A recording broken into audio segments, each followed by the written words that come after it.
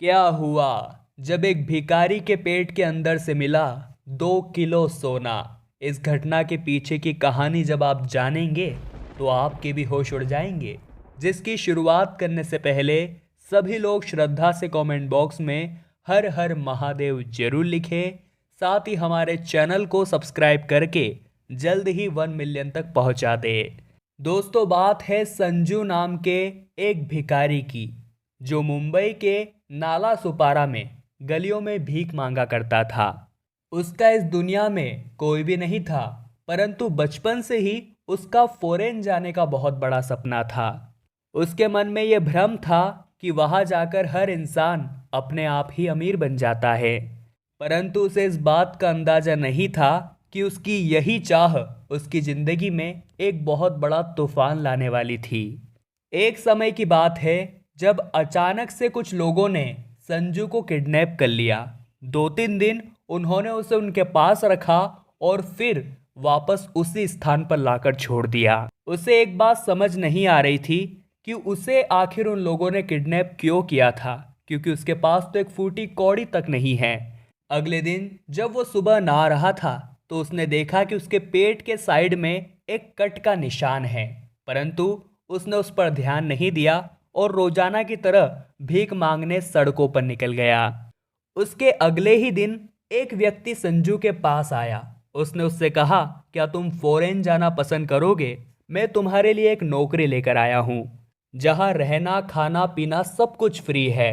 चूंकि संजू का बचपन से ही फॉरेन जाने का बहुत बड़ा सपना था, तो उसने तुरंत ही इस ऑफर को हामी भर दी।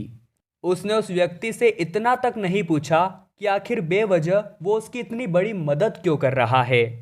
जिसके कुछ दिनों बाद उस व्यक्ति ने संजू को उसका पासपोर्ट और यूएस फ्लाइट की एक टिकट दे दी। जिसके बाद वो यूएस जाने के लिए एयरपोर्ट पर पहुंचा।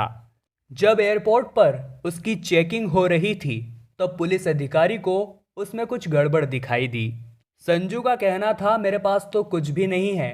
इसके बाद वे लोग उसे ऑफिस के अंदर ले गए, जहां उसकी पूरी बॉडी का एक्सरे किया गया और होश उड़ा देने वाला दृश्य सामने आया। उस एक्सरे से यह सामने आया कि संजू के पेट में तो कई किलोग्राम सोना है। जिसके बाद सोने की तस्करी के आरोप में पुलिस ने उसे गिरफ्तार कर लिया। भोले भाले संजू को यह बिल्कुल समझ नहीं आ रहा था कि उसके पेट में आखिर सोना आया तो आया कहाँ से। जिसके बाद पुलिस विभाग की मौजूदगी में संजू की एक छोटी सी सर्जरी हुई और उसके पेट से 1.5 से 2 किलोग्राम सोना बरामद किया गया।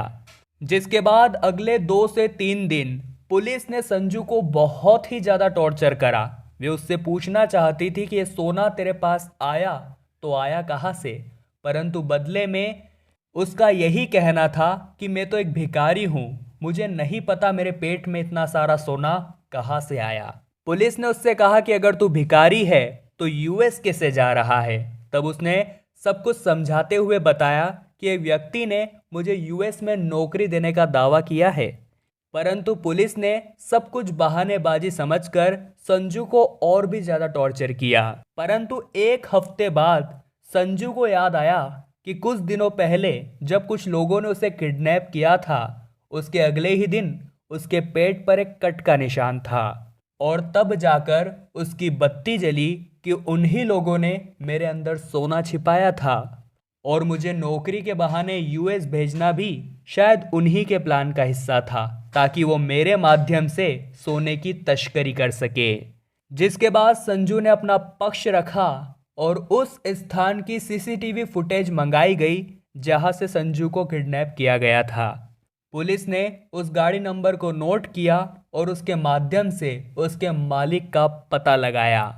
जिसके बाद इस किडनैपिंग के मामले में उन्होंने 4 लोगों को गिरफ्तार किया, जिन्होंने ये सच कबूला कि वे लोग वास्तव में संजू के माध्यम से सोने की तस्करी भारत से अमेरिका करना चाहते थे।